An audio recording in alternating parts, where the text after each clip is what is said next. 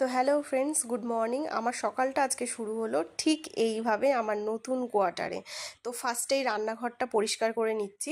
যদিও বা আগে একদিন এসে আমি পুরো পরিষ্কার করে রেখে গেছি, তো আজকে আবার আরেকবার করে পরিষ্কার করে নিচ্ছি জিনিসপত্র রাখার আগে। আর এই যে রান্নাঘরটার পরিষ্কার করে চলে যাচ্ছি ওভেনটাকে বের করতে।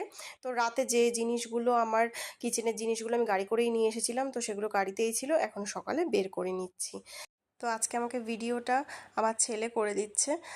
আর যাদের ট্রান্সফারেবল জব তারা এই কষ্টটা বুঝবে।